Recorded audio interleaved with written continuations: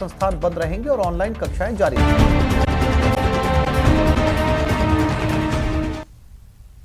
नमस्कार, मैं हूं आपके साथ आयुषी ओझा। 20 मिनट 20 खबर में आपका स्वागत है। इस बुलेटिन में हम आपको प्रदेश से लेकर देश के अलग अलग हिस्सों की खबर दिखाएंगे। साथ ही आपको ये भी बताएंगे कि दुनिया भर में क्या कुछ चल रहा है। तो चलिए शुरू करते हैं 20 मिनट में 20 खबरों का सिलसिला। सबसे पहले खबर अपने प्रदेश राजस्थान की। एक तरफ जहां पुलिस तस्करों को पकड़ने के लिए भाग दौड़ कर रही है, नाकाबंदी कर रही है, वहीं दूसरी ओर जोधपुर में एक पुलिसकर्मी ही मादक पदार्थों की तस्करी में लिप्त पाया गया है। मुखबिर की सूचना पर जोधपुर में हुई कार्रवाई के चलते पुलिस कांस्टेबल की 23 किलो डोडा पोस्ट के साथ पकड़ा गया। पूरी घटना के सामने आने पर जोधपुर पुलिस की खासी किरकिरी हुई, जिसके बाद कांस्टेबल हरि विश्नोई को तत्काल प्रभाव से निलंबित कर दिया गया। तस्कर कांस्टेबल को गिरफ्तार करने के साथ ही वो स्विफ्ट कार भी जब्त कर ली गई, जिसमें डोडा पोस्ट ले जाया जा रहा था। मामले के बारे में बताते हुए कुड़ी थाना अधिकारी मनीष देव ने बताया कि कंट्रोल रूम से सूचना मिली कि डांगियावास की तरफ से एक स्विफ्ट कार आ रही है, जिसमें डोडा पोस्ट हो सकता है, जिस पर शताब्दी सर्किल पर नाकेबंदी कर कार रुकवाई गई। कार में 23 किलो डोडा पोस्ट था। बताया जा रहा है कि constable Hariram Vishnoi Jodhpur police line में तैनात है। पुलिस ने 23 किलो मादक पदार्थ को जब्त कर आरोपी को गिरफ्तार कर लिया है। उस गाड़ी का चालक जो है वो हरिराम सन ऑफ कृष्णाराम जाति विश्नोई निवासी गोदारों की ढाणी डोली कला पुलिस थाना कल्याणपुर जिला बाड़मेर था, जो वर्तमान में कुड़ी भक्तासनी के सेक्टर 7 में किराए पर रह रहा है। गाड़ी को चेक किया तो गाड़ी की डिक्की में एक प्लास्टिक का बड़ा कट्टा मिला, जिसके अंदर डोडा पोस्ट था।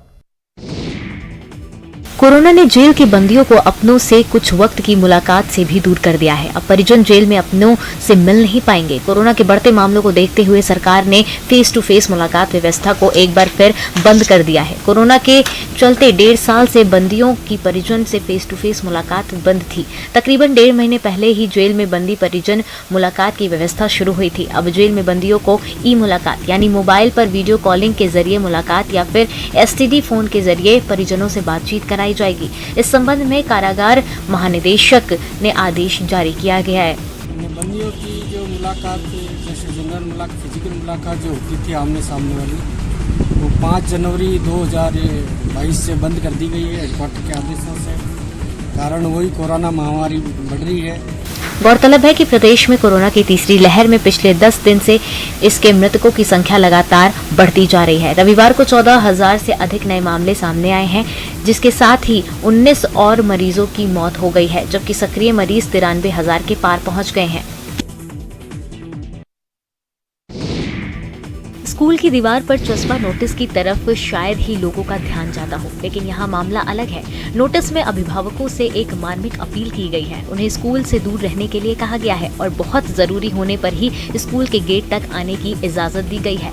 अब इस अपील के पीछे की कहानी जानिए। इस अपील की वजह कोरोना विस्फोट है। तस्वीरें झुंझुनू जिले के काजड़ा में स्थित जवाहर नवोदय विद्यालय की है, जहाँ 48 बच्चे कोरोना पॉजिटिव मिले हैं। इनमें से 2 बच्चों ने रिकवर भी कर लिया है। बीमारी के चलते बच्चे तनाव में न आए, इसके लिए हॉस्टल में बनाए गए उनके वार्ड में स्कूल प्रबंधन ने टीवी और प्रेरक कहानियों की किताबें भी उपलब्ध कराई है और साथ ही ये नोटिस भी चस्पा कर दिया है। इसमें अभिभावकों से स्कूल न आने की अपील की गई है।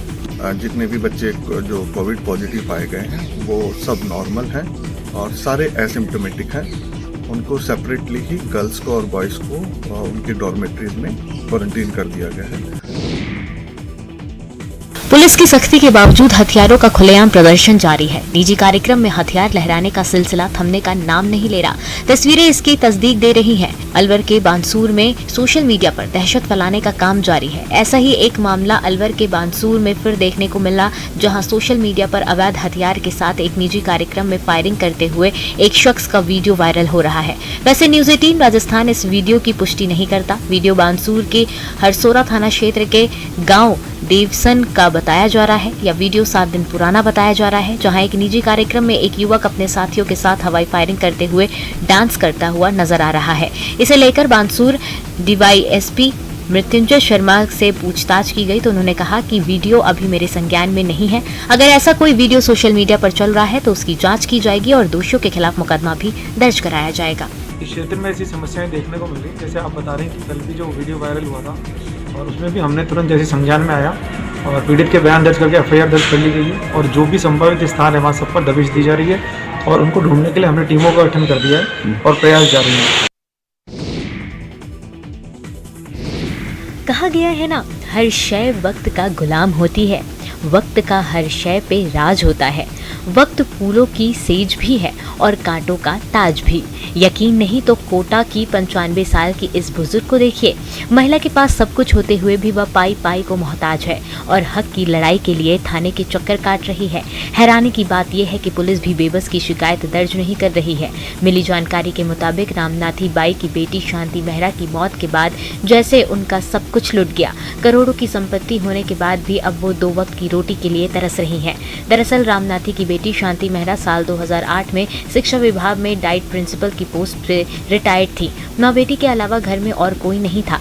कैंसर की वजह से इस साल 13 जनवरी को शांति मेहरा की मौत हो गई। बेटी की मौत के बाद रामनाथी बाई अकेली पड़ गई। रामनाथी का कहना है कि उसकी बेटी का अकाउंट, पेंशन के रुपए, गहने, शहर के 2 मकान के कागजात, खाते की जमीन किसी ने हड़प ली है। जीवन यापन करने के लिए उसके पास फूटी कौड़ी तक नहीं है। वाद्य यंत्रों को बजाने की भी कला होती है। इन वाद्य यंत्रों को बजाने में अच्छे अच्छे कलाकारों के भी पसीने छूट जाते हैं, लेकिन इन वाद्य यंत्रों के सुर ताल हूबहू किसी के गले से निकले तो अंगुली का दांतों तले जाना स्वाभाविक है। यकीन नहीं हो रहा ना, हो भी कैसे। लेकिन बीकानेर के रामदेव राणा ऐसे ही अनोखे कलाकार हैं।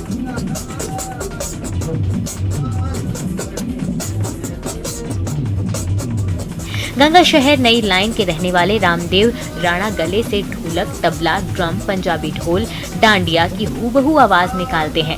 10वीं तक पढ़े राणा को बचपन से गाने बजाने का शौक रहा।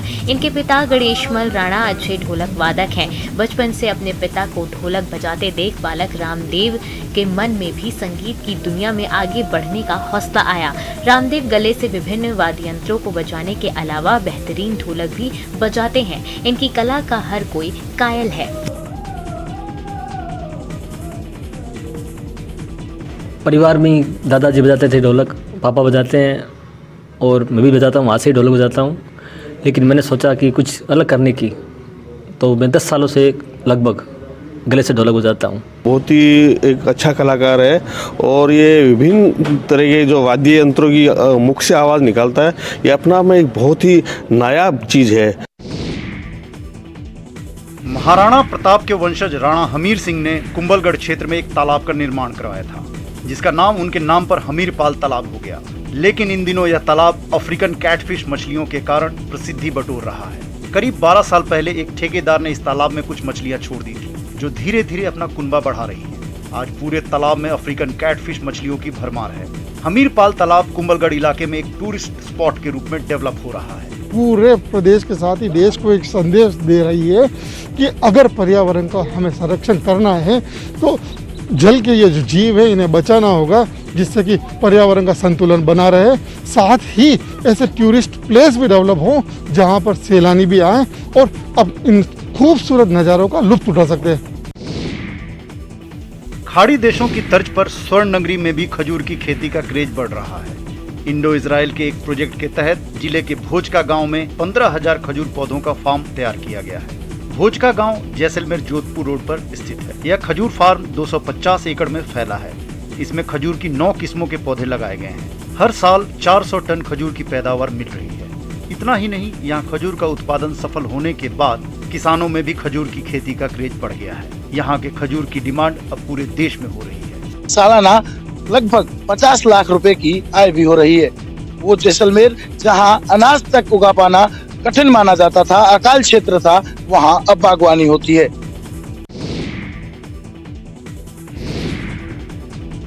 राजस्थान की 700 साल पुरानी फड़ कला और मेवाड़ के क्रांतिकारियों की कहानी पूरा देश देखेगा। 26 जनवरी को भीलवाड़ा की फड़ कला का प्रदर्शन राजपथ पर होने वाला है।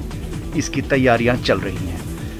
इस चित्रकला को पहचान दिलाने वाले भीलवाड़ा के कल्याण जोशी ने बताया कि राजपथ के मुख्य मंच के आमने सामने की दीवारों पर 2-2 किलोमीटर की चित्रकलाओं को लगाया जाएगा। इसमें भीलवाड़ा की फड़ 120 फीट लंबी है। इन पर स्वतंत्रता संग्राम में भूमिका निभाने वाले क्रांतिकारियों की कहानियों को बताया गया है। राजपथ पर लगने वाली फड़ को भीलवाड़ा के 10 कलाकारों ने चंडीगढ़ में तैयार किया है। 10 दिन में 120 फीट लंबी और 6 फीट चौड़ी इस पेंटिंग को तैयार किया गया है।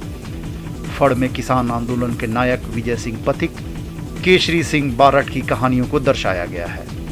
बताया जाता है कि लोक देवता देवनारायण के भक्त चोचू भाट ने सबसे पहले उनकी फड़ पेंटिंग बनाई है। इससे प्रसन्न होकर देवनारायण ने जोशी के जाति के लोगों को फड़ चित्रकला बनाने के लिए अधिकृत किया।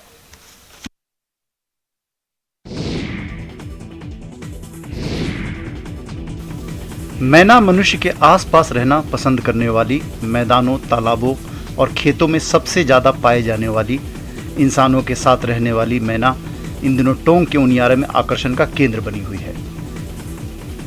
ये चिड़िया टोंक के उनियारा बस स्टैंड पर लोगों को अपनी ओर आकर्षित कर रही है। अक्सर एक जगह ज्यादा देर नहीं बैठने वाली चिड़िया लोगों के साथ इतना घुल मिल गई है कि अब लोगों से डरती नहीं है, उनके सिर पर बैठ जाती है। पक्षी प्रेमी, कुछ दुकानदार और राहगीर इन्हें दाना डाल देते हैं, जिसे चिड़िया बड़े चाव से खाती है। एक और कई पक्षी क्षेत्र से लुप्त होते जा रहे हैं, वहीं उनियारा में कुछ पक्षी प्रेमी और राहगीर इनकी देखभाल कर रहे हैं। स्थानीय शिवराज मीणा बताते हैं कि वे प्रतिदिन गोरैया पक्षियों को नमकीन और दाना डालते हैं। यहाँ पक्षी रोज सुबह से शाम तक मौजूद रहते हैं।